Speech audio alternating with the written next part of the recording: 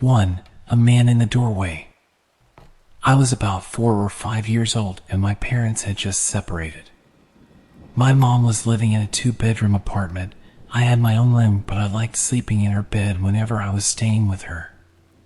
Our 2 bedrooms were at the end of a hallway, directly across from each other. Our apartment was on the first floor, and I remember that it was in the middle of the summer and my mom had a window open in her room that was directly behind the bed, above the headboard. Anyways, I woke up in the middle of the night and remember sitting up and seeing that our cat was sitting in the door frame of my mom's room. Her door was open and you could partially see into my bedroom. It was strange because our cat was a huge snuggler and was typically always in bed with us. As I was watching him, he walked into my bedroom and meowed. I turned to face my mom and wake her up. In the 3-4 seconds it took her to wake up and ask me what was wrong, we both looked back up in the door frame and there was a man standing by my open door, making his way out of my bedroom. I still don't know how she managed to do it so quickly, but my mother proceeded to pick me up and literally throw me out of the screen window. Again, we were on the first floor and it was maybe a 3-foot drop to the ground. She quickly followed and we were able to start screaming for help and someone called 911. The police came but didn't see any signs of forced entry. Only that our front door was unlocked, which led them to believe the man must have exited that way. But the strange thing was that my mom swore up and down that she had locked the door that night with the deadbolt and chain lock. About a week later, she was cleaning the kitchen and opened up our water heater closet and found a notebook with names and drawings, as well as a pair of gloves and some gum wrappers. The man had been in our house and hid until we were asleep. 2. The drive-by. We were camping once, driving through some city. My dad was driving, my mom on the passenger seat, and I was kneeling behind them, leaning on the boot that separated the truck from the camper. It was evening, not full dark. We were really talking and my mom was looking at her window when she screams, "Oh, God. Oh, my God. Gene? Do you see it?" My dad says, "Yeah, I do. I'm going to slow down and let them by." He slowed and the car on the right passed us. I couldn't see inside, but their window was down and the arm hanging out the window looked to be that of someone impossibly thin.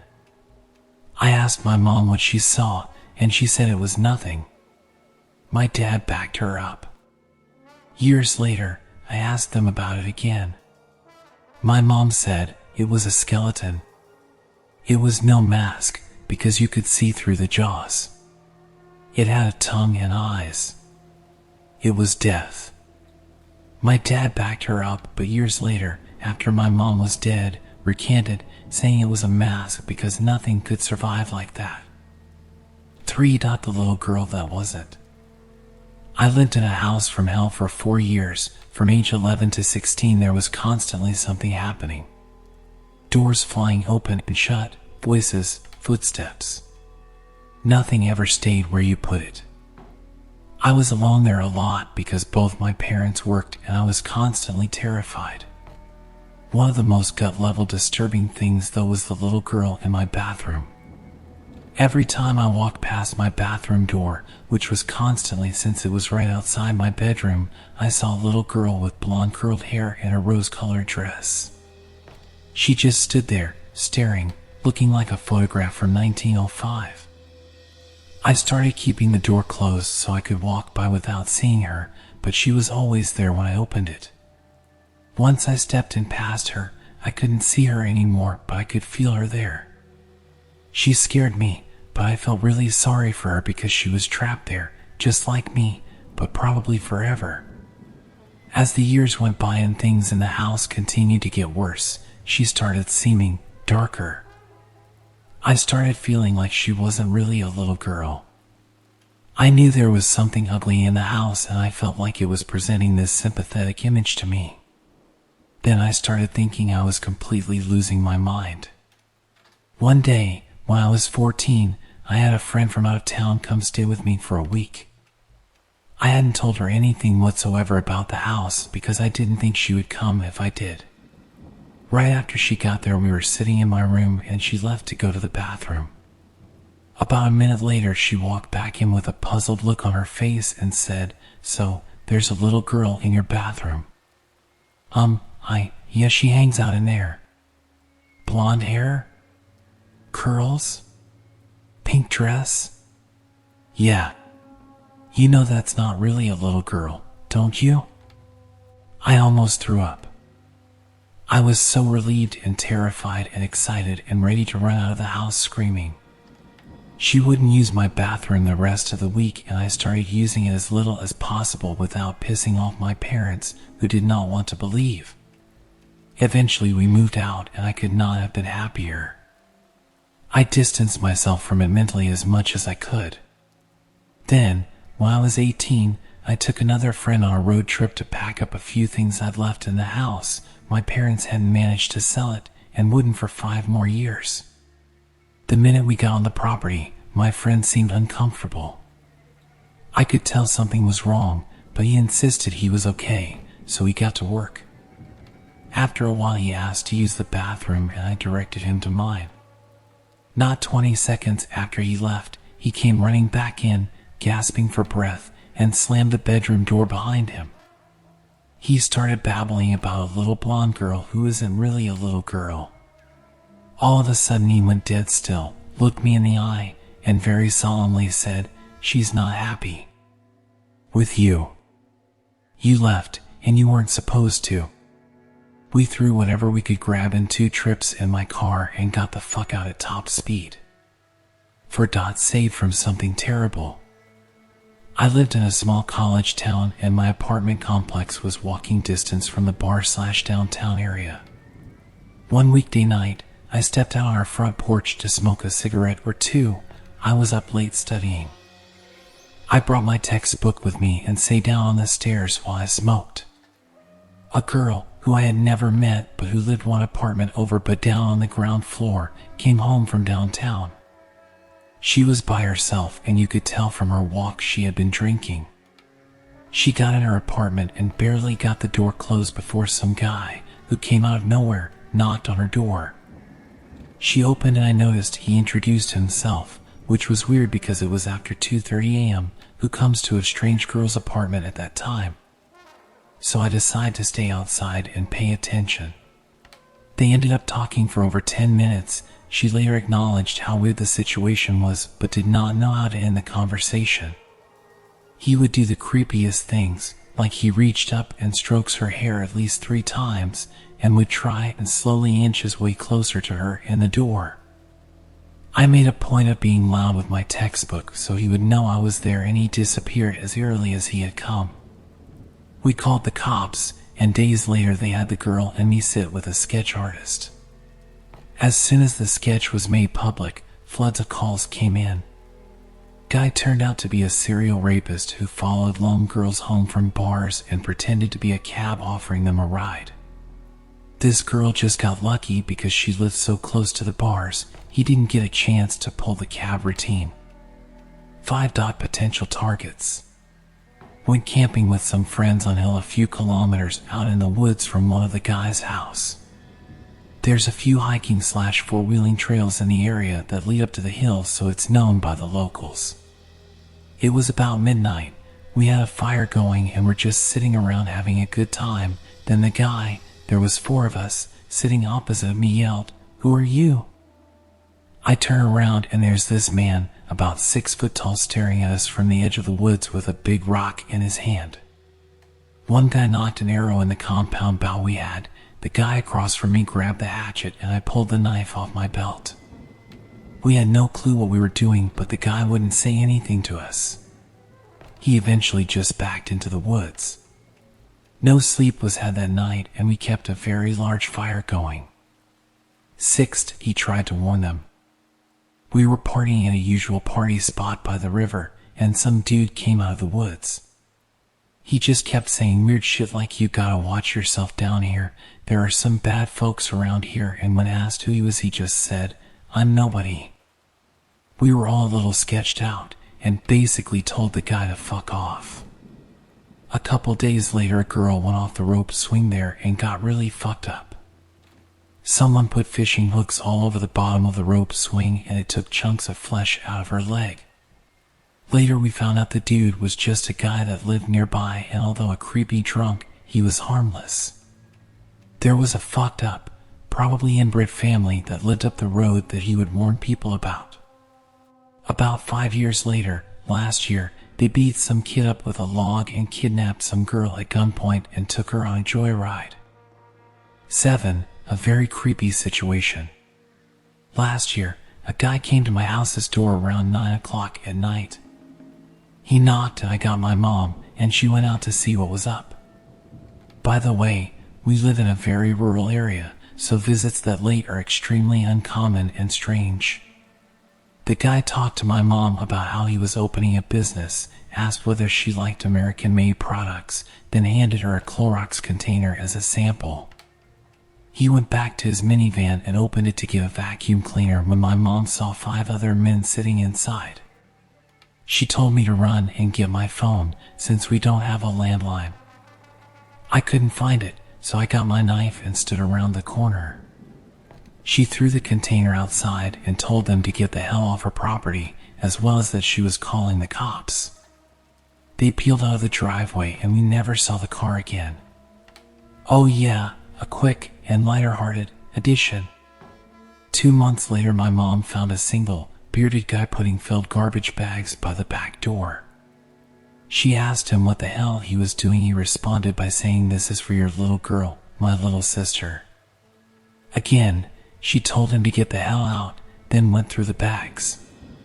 They were filled with garbage, dirty clothes, and empty tampon containers. 8. The burglar almost murdered her. When I was about 10, my family of 6 lived in an extremely small apartment.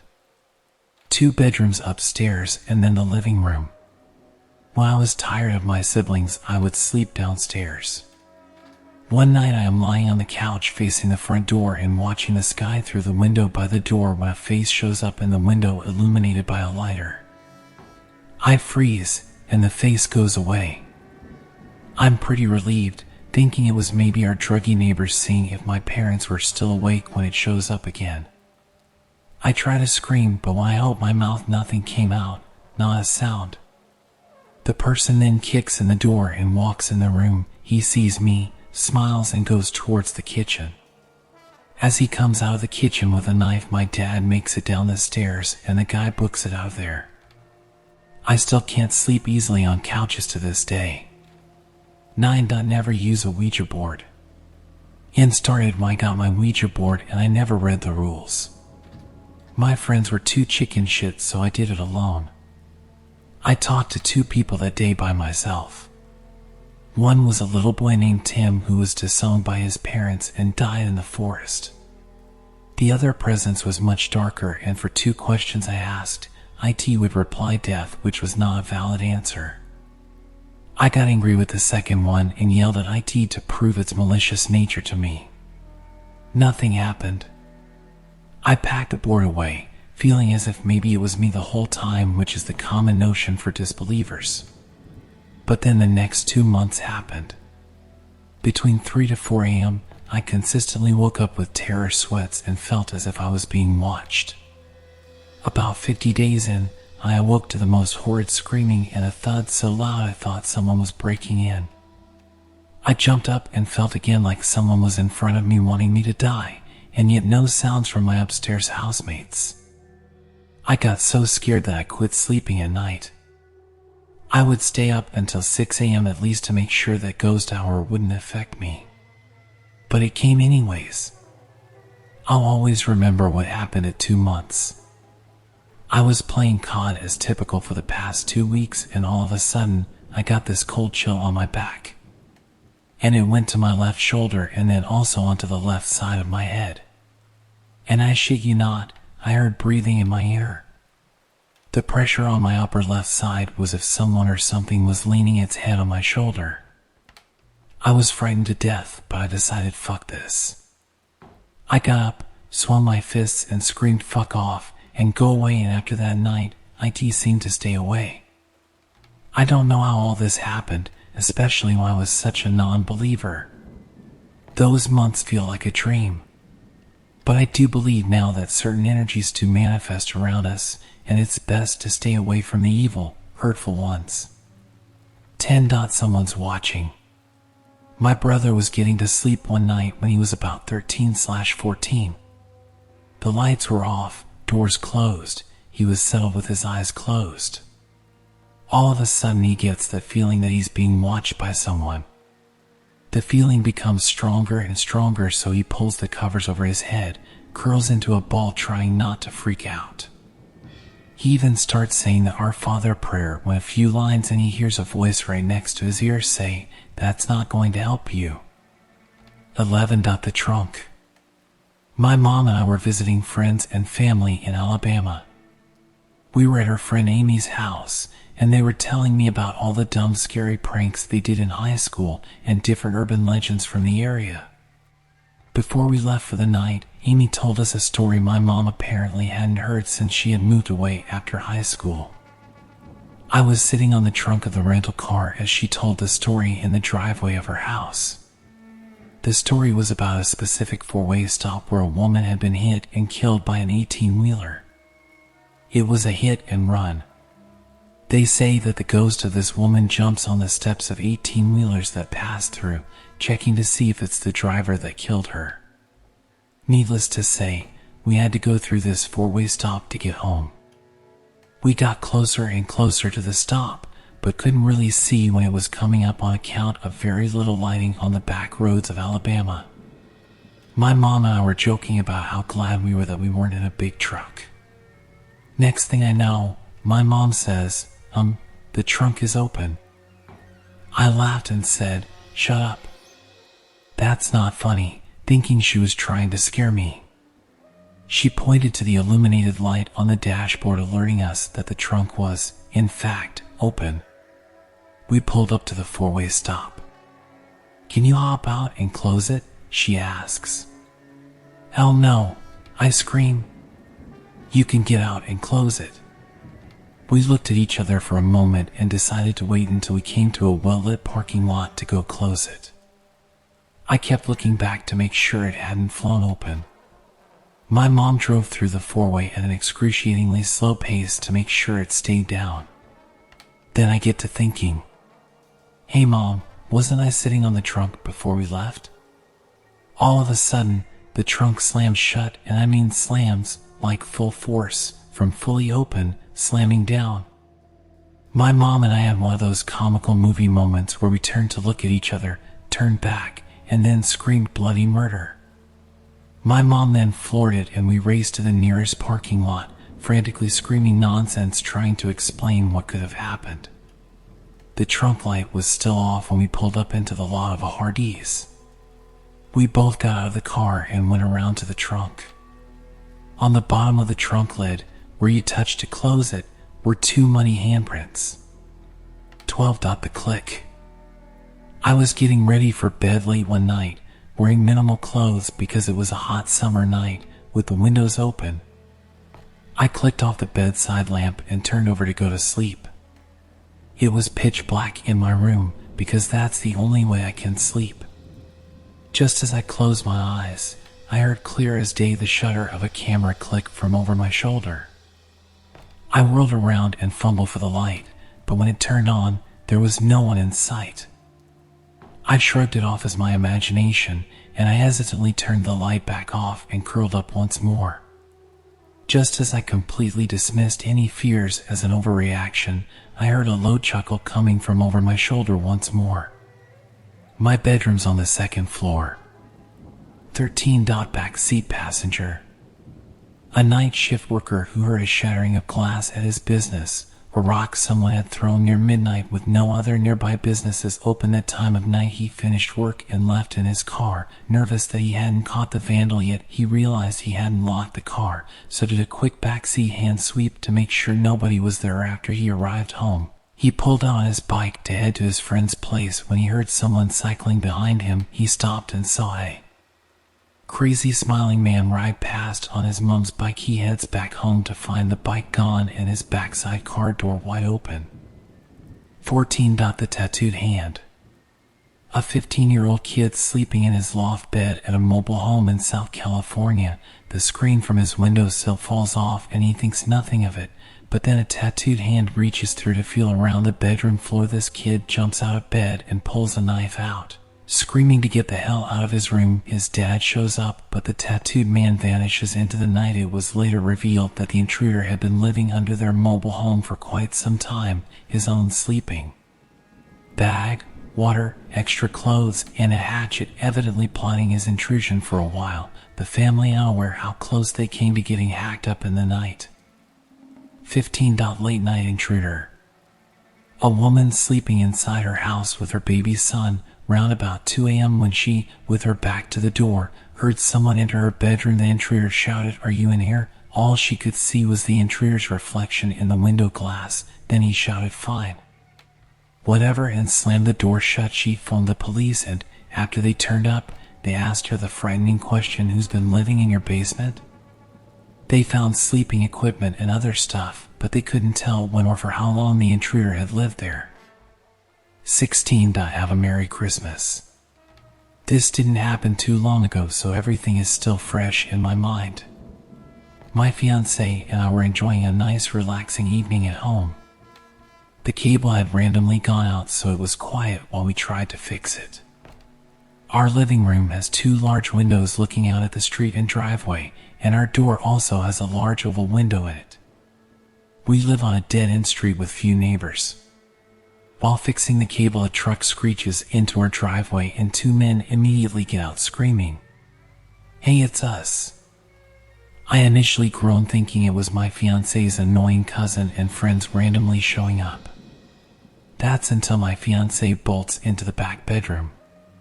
The men have then gotten onto the porch. One is staring at me from the large window and banging on it, and the other is pulling at the door and looking in.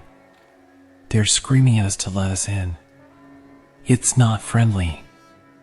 I'm sure they don't know us. Our house couldn't be confused for any other on the road either. My fiancé is back near the door. He tells them to leave. I see he went to retrieve the pistol. I kind of inch off the couch and go around behind to somewhat hide. I yell, "I'm calling the cops." They back off a little toward the driveway. But as soon as I move in front of the door, they're back screaming to be let in, trying for the door and windows. They keep shouting their names for some odd reason, but we don't know them and have never seen them. I'm calling 911 in the back, but keeping an eye on them from another window. I finish up calling and move slightly into the hallway.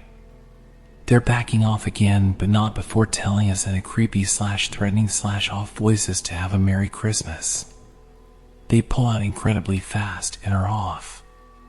No attempt to stop anywhere else. 17. Intruder that likes locking the door when entering the house. I live in one of the most popular cities for students in my country. I rent an old and creaky house with 4 other people in a calm neighborhood with virtually no crime.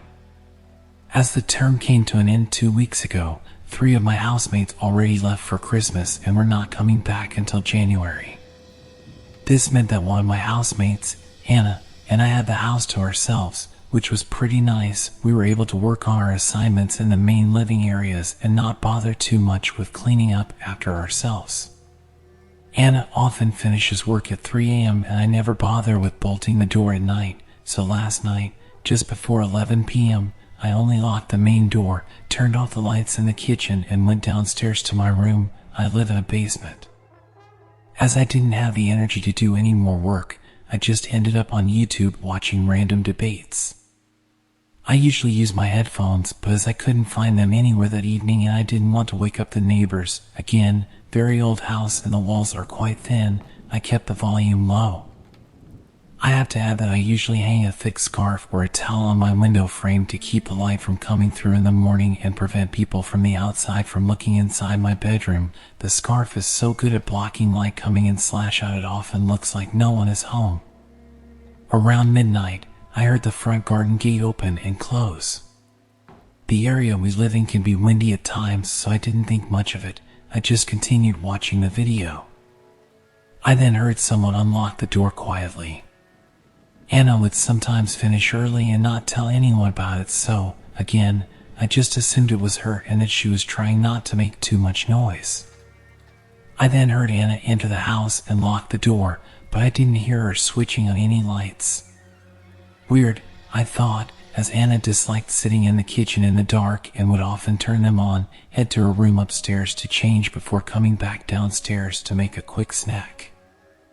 I paused the video to listen out for anything unusual and texted Anna to ask if she came home early, and if not, then maybe her boyfriend, Sam, who has the key and sometimes comes back to ours if he's in the area to check on Anna when she works late, did. For some reason, I started panicking a little bit and messaged my boyfriend to tell him that I can hear someone trying to walk quietly upstairs and joked that I am a bit of a wuss for not having the courage to see if it was Sam. Boyfriend tried to rationalize everything and blamed it on mice. We've had issues with them before, the neighbors running up and down the stairs and me imagining it was all happening in our house, or that it really was Anna or Sam. I agreed, but kept listening out for anything weird. I heard someone sit by the kitchen table / move the chairs and assumed it was Sam in the end.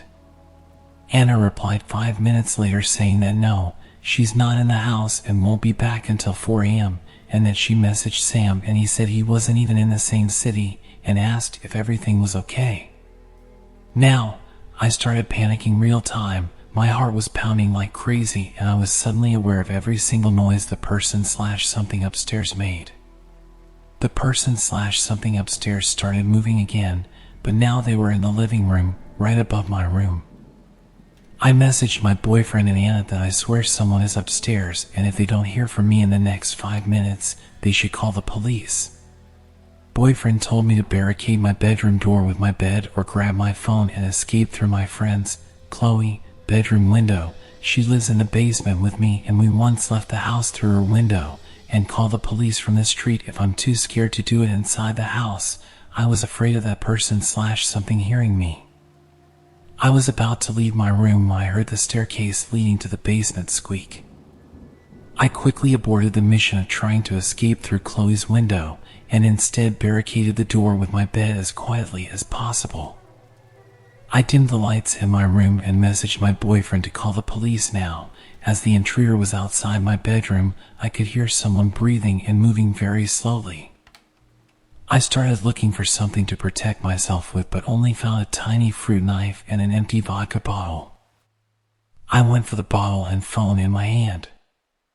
I heard the person enter Chloe's room, and after a few minutes, or even seconds, I was really not aware of the time at that point, all of the noise stopped. I didn't even move an inch until I saw flashlights and heard people talk outside my window. Four policemen asked if I was okay and told me to open the main door as it was closed. I was expecting it to be open. I said I was too scared and gave them my house key instead. They searched the whole house before coming down to talk to me to inform me that they didn't find any signs of anyone breaking in. They asked me if I was 100%. I heard someone walking around our house and not the neighbors, as the main door was locked and the whole thing just didn't add up. I thought I was going crazy by that point, apologized and said that I was 100% certain someone was in our house, as the floor is really squeaky. I think they felt sorry for me. I was flushed and was anxious, and decided to search the house one more time, this time with me. When we searched the basement bedrooms again, one of the policemen noticed that the blind in Chloe's bedroom was slightly open. He opened the whole curtain and I saw that her flower pots had been moved to the side. The policeman then pressed on the window, only to have it open easily. Chloe's window opens to the outside, as in, it's possible to shut from the front garden so it appears closed to the outsiders. You also need a key to open / close it, and that key was now in the window frame. I knew that Chloe did not leave her window open. I watered her plant a few days prior to the event, and not only it was in a different place, the plant, that is, but the key to the window frame was lying on the side. I explained that to the policeman and I think they believed me, but as nothing was stolen or damaged, they couldn't do anything about it. They told me they'll watch the house overnight and I should give them a call if I hear anything suspicious. They also advised me to bolt the door and close all the windows. Anna arrived 20 minutes later to make sure I was okay. The policeman knocked on the door 5 minutes after her arrival to see if she really was my housemate. We thanked them and then stayed in the kitchen. Anna and I couldn't sleep until 5 a.m., even though we both went to bed with frying pans and empty bottles of vodka. We tried to come up with a reasonable explanation, although it is very easy to exit the house through Chloe's window. Why would someone lock the door when breaking inside the house? That and not knowing the intruder's intentions creeped me out the most. My boyfriend is coming back to the city tomorrow to make sure I'm not home alone until Christmas. Anna's boyfriend is staying in the house tonight, as she's working late again, so I feel much better and much less shaky tonight. 18 at the time we had to use our code word. It was 2012 and my best friend Hannah had convinced me to join her on a weekend trip up north. She had, after searching for the longest time, found her dream car and was planning on traveling the 900 kilometers to the very north of Sweden to buy it. It was a second-hand two-door Suzuki Vitara in a purplish kind of color, and I must admit I didn't share her obsession with it. But, with her being the closest thing to a sister that I will ever get, I was happy to join her nonetheless. Hannah and I have always had each other, from the cradle and onwards. Sharing each other's love for adventure, we have traveled the world together. At the time this happened, we were both 21 and had recently returned from a trip in Asia. The man who was selling her the car had agreed to meet us at the small airport in Umeå. When we arrived shortly before lunchtime, it had started to snow heavily. The first snow of the season, no less. The parking lot was almost empty, and when I saw the man standing outside the Vitara, I felt immediately concerned. He was dressed like a hunter. A lot of people in this area of the country live a lifestyle with hunting and fishing, so nothing strange with that really. But still, there was something about him that made me uneasy. He was nice though, smiling and waving to us, shaking hands with us both before walking us around the car and pointing out all the tiny little flaws. He showed us the work he had done on the car and showed the paperwork from the recently done engine repairs. He made the impression that he didn't want to hide anything. On the contrary, he made a show out of being very forthcoming and honest. The snowing had now intensified and we were getting cold. He opened the car door for us and said, "I got the paperwork at home, let's close the deal over some coffee." Against all my instincts, I climbed in after Hannah, both of us now trapped in the back seat. I had no reason to feel threatened by this man who had been nothing but pleasant to us other than the alarm bells going off inside my head. I can't tell what it was that made me feel that way, but there must have been some sign that something was wrong, something that my subconscious tuned into. The man was constantly talking, funny, since people from the north of Scandinavia are famous for never speaking a word more than absolutely necessary. He showed the stereo, told us about the features of the car, about the places we drove past, about the wildlife and the nature. There was not a silent moment. After about 20 minutes, I started to notice that we were in no way moving in the direction of civilization. Instead, it seemed we were driving further and further into the vast wilderness. It struck me that he had us in the back of a two-door car, diving us into unknown territory, and no one knew where we were. I looked at Hannah, who was happily listening to the man telling stories about the area, and I noticed she didn't look at all worried. Maybe I was totally overreacting. We drove past a group of people standing by the side of the road, hunters planning their day or taking a break maybe. This truly is a very different Sweden compared to the city. The car finally stopped outside a small wooden cottage with no neighboring houses, apart from a small cabin that we drove past a few hundred meters down the road, but it had looked empty. We followed the man inside. He was still talking non-stop and continued to do so until the moment the door closed behind us. Hannah kept asking things about the car, and I could sense that her voice had a new undertone now, a thin, sharp tenseness that made me wonder if she too had started to feel that something wasn't right. "I'll put the kettle on," he said, and as he passed us to go into the kitchen, he let his hand touch Hannah's hair and he smiled smugly. "May I use the bathroom?" I asked politely and made my way to the door with the little red heart on. I was washing my hands when I saw something in the stained bathroom mirror. Something was hidden behind the water cistern. I pulled out a rolled up plastic folder, and as I turned the pages, I felt my blood run cold. It was very violent porn pictures that looked like they had been cut out from magazines, and they were glued to the paper, surrounded by cut-out pieces of handwritten text.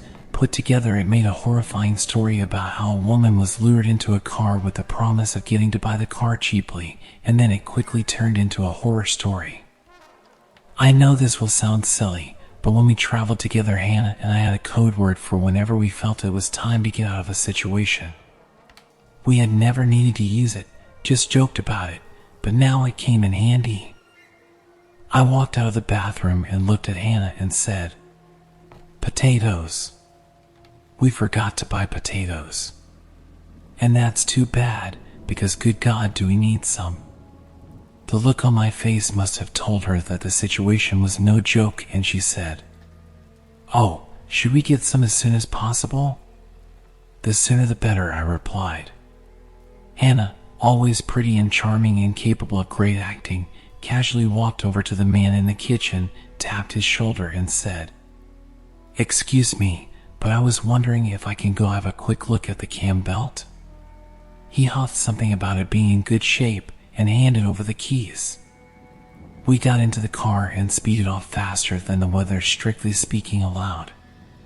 We left the car at the airport and hoped we hadn't made a terrible mistake. What if he reported it stolen? It would be embarrassing to explain to the police. But nothing happened. He didn't follow us, didn't report it in. We had to take the train since we had no plane tickets. The original plan had been to take the car home. And we didn't want to linger close to the airport in case he came looking for us. Later, Hannah asked what made me use the code word, and I told her about what I had found. It might just have been a fantasy, a sick game, and maybe he would never have done anything to us. But right then and there I was convinced we would die if we didn't get out. Thank God Hannah didn't need any convincing or proof, just the code word. I truly think that if we hadn't talked about it so many times before, about how we would handle a situation where we need to get out fast, things would have ended differently. Both of us knew that if either ever used the code word, it's time to get out, no questions asked. Just move.